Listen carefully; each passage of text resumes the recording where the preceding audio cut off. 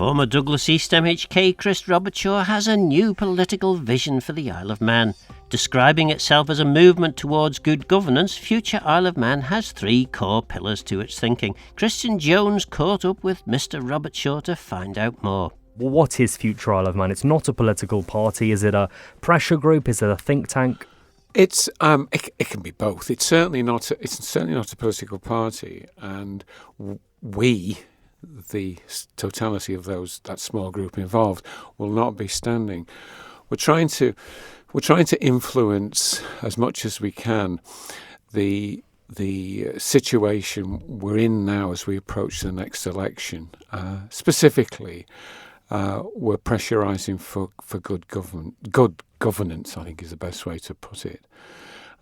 We've just launched our website, if I may say. It's future, IoM.im. And I hope people find the website of interest, because it talks about the three pillars which Future IoM believe must be instigated by the government to get us to a better position than we are now. And if you like, I'll just whiz through the three pillars. Represent really the three problems that everybody knows we've got. One is that our democratic process is weakening, and I'm happy to go into detail with you on that if you want. The second thing is that our government is becoming too large, too bloated and too bureaucratic, and less focused on frontline delivery. And the third aspect, the third pillar, is all about how we're not getting our high-level strategic thinking right. Well, first of all, we'll turn to the claims that once each MHK is 1 in 24, their voice gets watered down, not only by the other voices in the chamber, but also by the civil services, what you're saying. Is that through lack of a party system, do you think? No, it's not. It's not that at all. It's the way this sort of suppression of the independent expression of view on the part of MHKs started to develop once the ministerial system came in. And I could go into great detail here, but let me see if I can give you a quick version of it. In the old system of government, MHKs were much more independent in their expression and in their ability to vote. Consequently, when they went back after 5 years and knocked on doors again, they were able to say, well, I believed in X or Y and I voted that way. Nowadays, sadly, when people knock on doors, if they're wanting to stand again, and they're questioned about, well, why did we go in such and such a direction? And why did you not stand up more for what we believe in and why we put you in? The answer so often is, well, I agree with you, but the council, I was outvoted on the Council of Ministers, or I was unable to express myself on the floor of the House of Keys because the Council of Ministers voting system, as it were, suppressed that sort of worthy expression. And I've watched the not the opposition, but constructive criticism within the House of Keys and Tynwald diminish, because members increasingly realise, well, look, if it's gone through Council of Ministers, there's no real point in standing up against it. The extraordinary thing about our malfunctioning system at the moment is that matters can now pass successfully through the House of Keys, even though there is not a majority of the members believe in that particular motion or option or whatever. So that's really weakened the whole situation, and the adoption of our pillars would deal with that. And you've spoken about a growing sense of concern among residents. Are there any specific decisions that have happened in the past 5 years that have served as almost a breaking point for forming this group? Well, I think, gosh, I could list a whole load, but I mean, look where we got to on a 20-mile-an-hour situation, which was not a matter of comfort for people. The word you keep hearing these days is, well, why haven't the public been asked about issues? And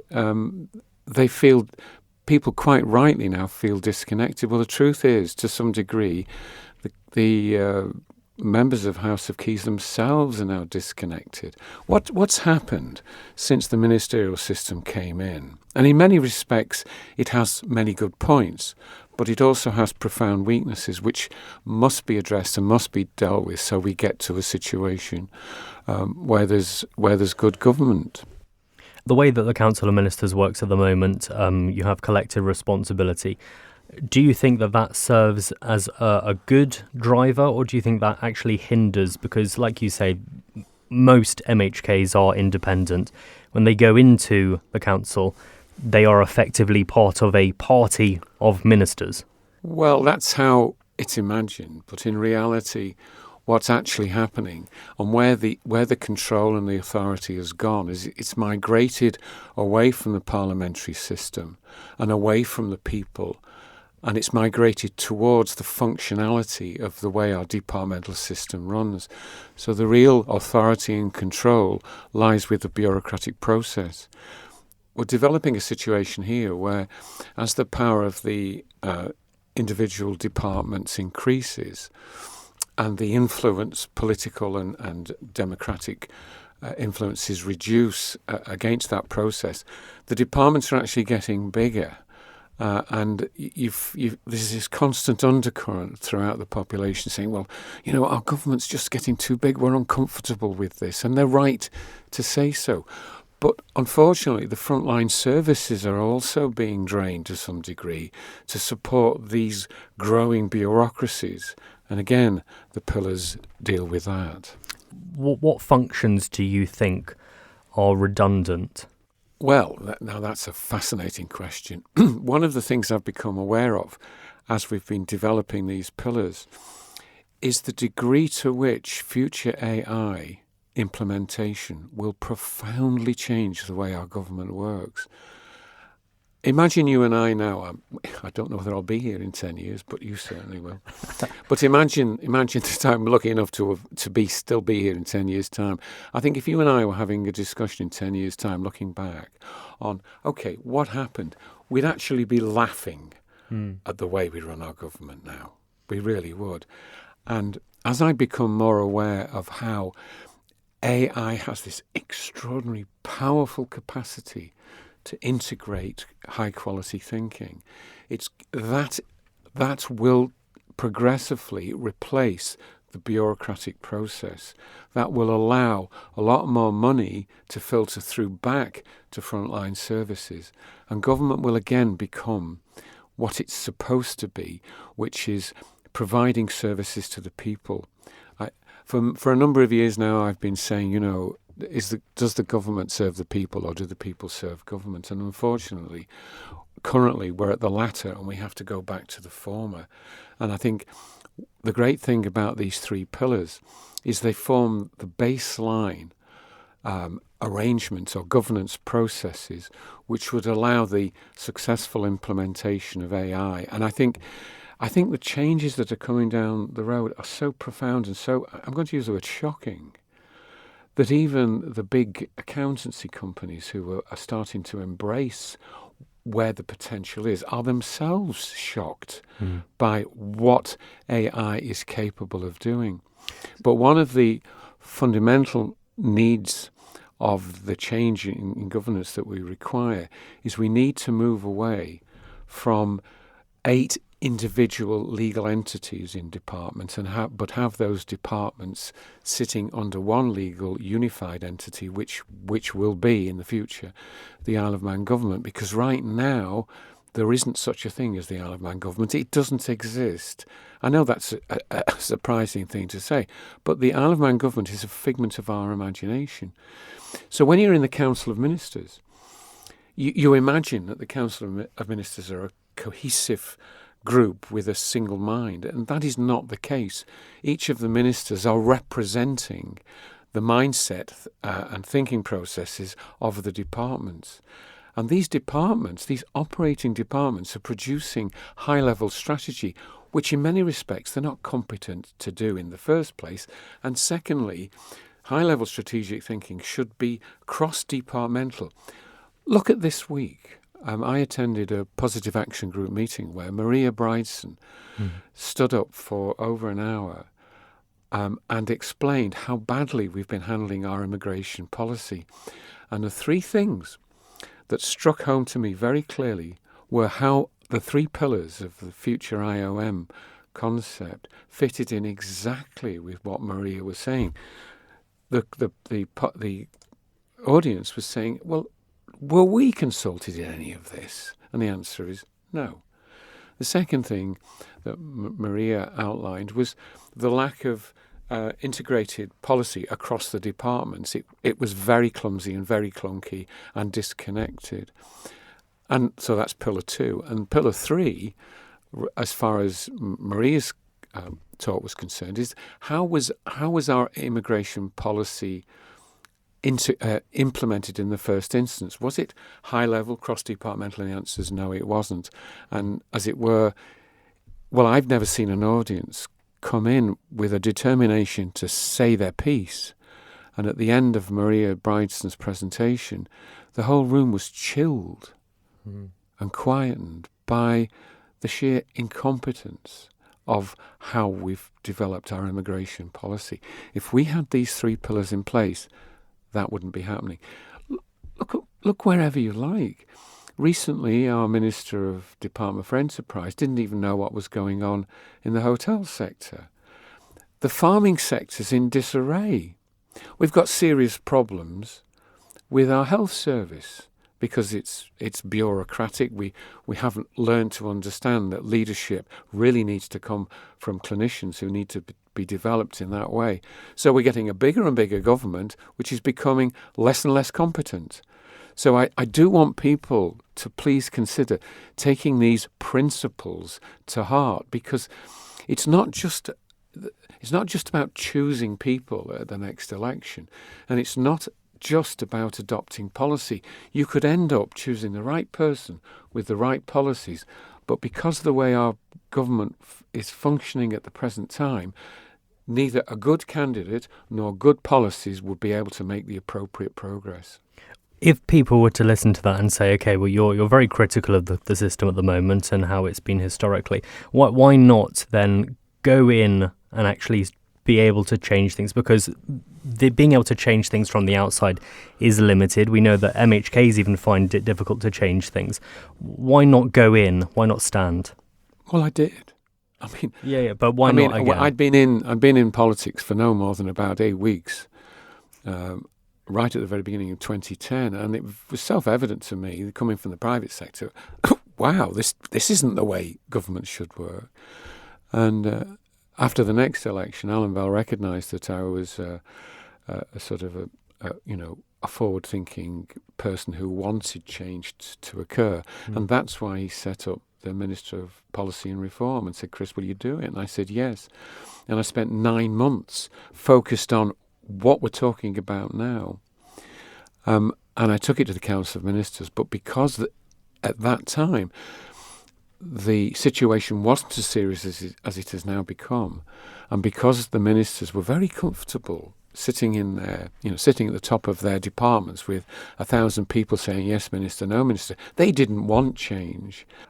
At the next election, I wanted to stand down because I was making no progress internally, and I felt so guilty about I thought I knew what needed to happen that I stood again in Douglas East, and constituents in Douglas East will remember me circulating a document called The Little Green Book of Government Reform, and I thought there's no way I'll get in on that. It's about reform, and they voted me in.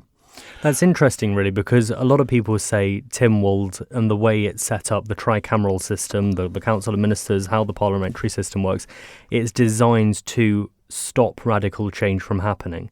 I put a massive caveat on that because I think more and more people now are understanding, hey, this is serious now. We've been running for 10 years in operating cost terms with a deficit and pretending it's okay because we're pinching money from the reserves. Come on. What they're actually spending is, I don't know how old you are, Christian, but they're currently spending your pension. Now, every week, every month, they're spending your pension.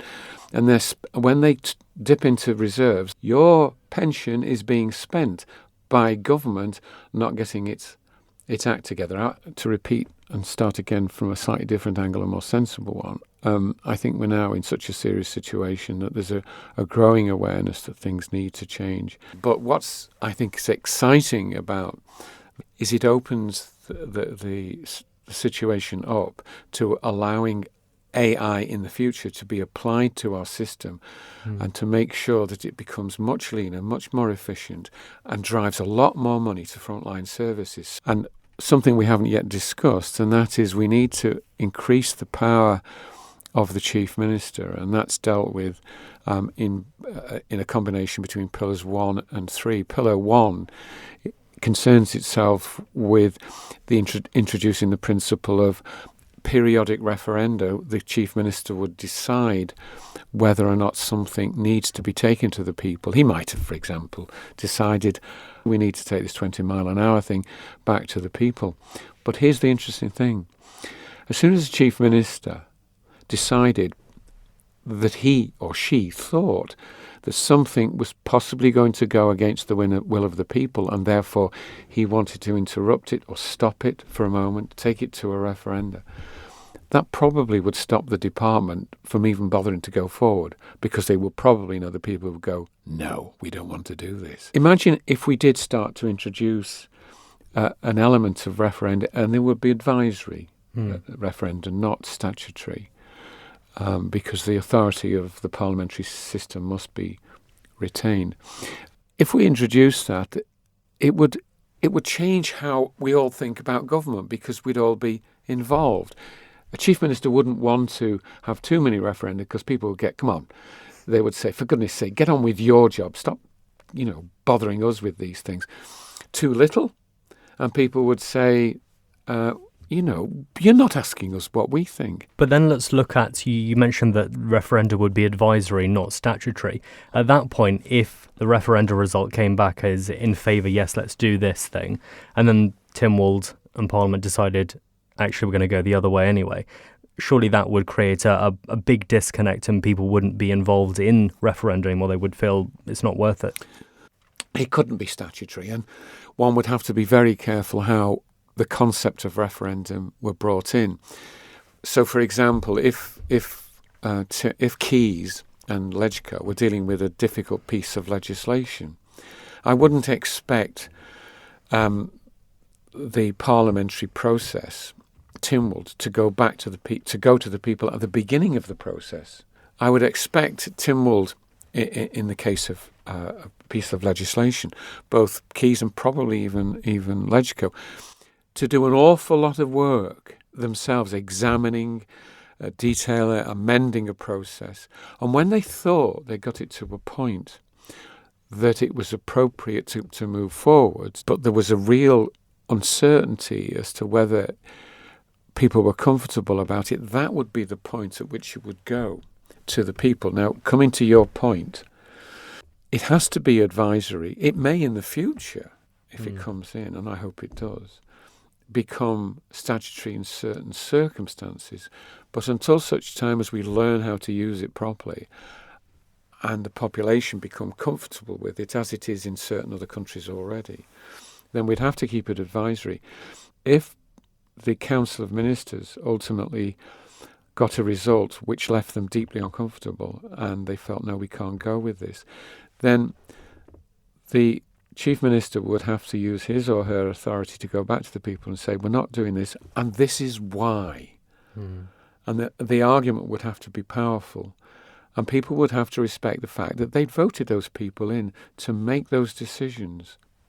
So do you think the Chief Minister should be elected by the people? People that want to become the Chief Minister, they have to say on the doorstep, they have to say, as they're campaigning, I'm going to run to be the Chief Minister, / on election day, you have a box, this is your MHK, who do you want to be the Chief Minister? You tick a box there as well.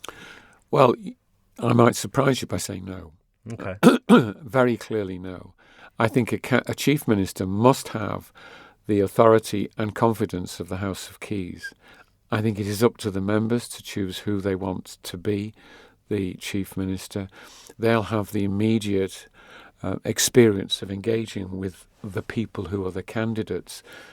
It really wouldn't work. It'd be almost presidential. And part of the whole process of these pillars is not only to improve the democratic process for the people, but it's also returning certain powers back to the House of Keys and to Tynwald.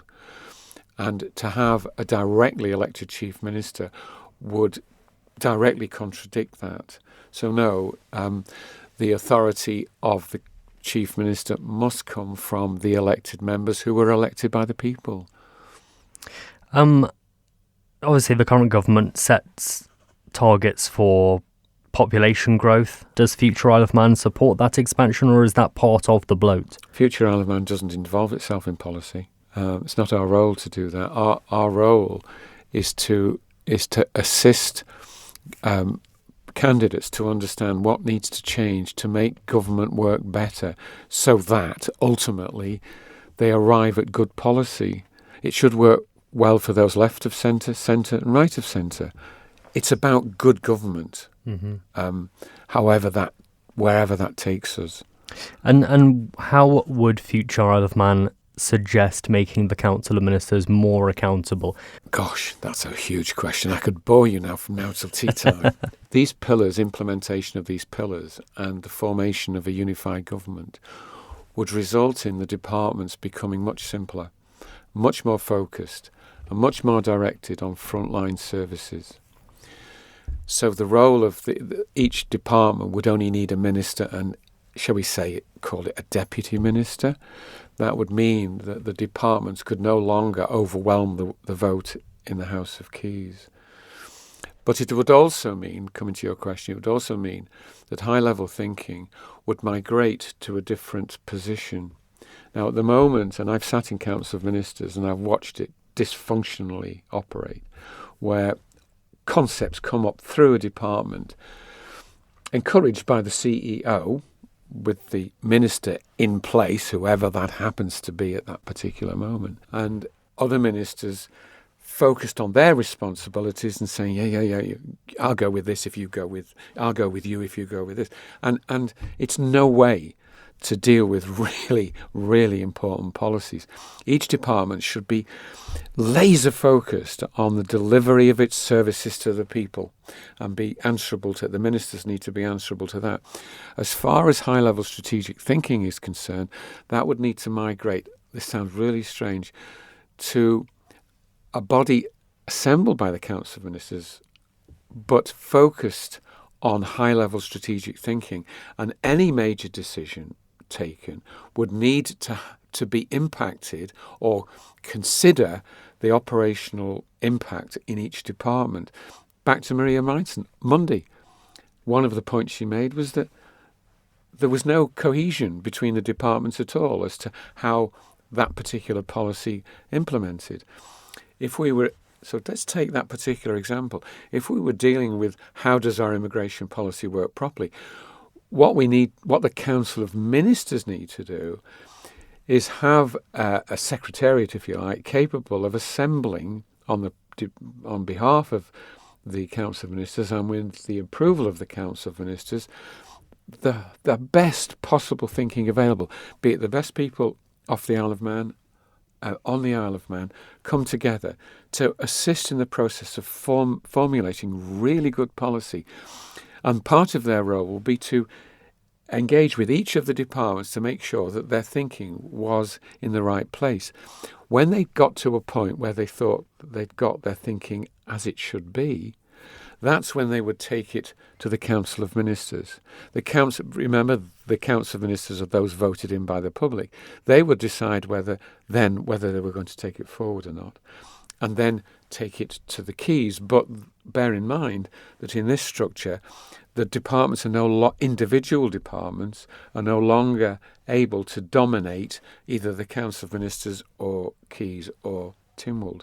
So the voice of the people at the House of Keys level would also be more influential. But in that system is also the Chief Minister, watching this whole process, engaged with this whole process, and thinking, actually, I'm not sure about whether the people are going to be comfortable, or at that point he could say, people, I'm going to stop this. I'm going to introduce a referendum, and we're going to consider what the people are telling us. How engaged would our democracy be then? How good would our strategic thinking be? And how much better would be our operational delivery? And what a great situation to find ourselves in when we try to integrate, as we must, the huge efficiencies which AI will provide us the opportunity to enjoy. If a voter, any resident at the moment, is disillusioned with the current state of politics, the islands, the way that the system's working, what would Future Isle of Man's message be to that person? Would they please ask their candidates, do the people they want to vote for, have they considered Future Isle of Man, and do they understand it? My experience, having been in 3 houses, was that most people, most of the time, come in for the very best of reasons. But they may have no business background, they may be naive politically, but want to do the right thing. It may take them the whole of that house to learn the ropes, to understand not only how it works, but how it's not working properly. By then it's too late. And this growing, quite rightly, this growing sense of dissatisfaction amongst the electorate that our government's not working properly will only be solved when the likes of Future Isle of Man's 3 pillars are introduced. So I would ask everybody to ask their candidates, do you understand Future IoM? And then interrogate them on it, because this website's available to everybody. That was former Douglas East MHK Chris Robertshaw talking to Christian Jones. So what do you think? Is he talking sense? And if so, will anyone listen? Perhaps you think he had his chance while he was an MHK and should have delivered then. Is the Manx political system fundamentally broken, or have we just been really unlucky victims of events over the past few decades? For now, I'm Phil Gaughan. Got a mouse and Gaishak rum. Thanks for listening.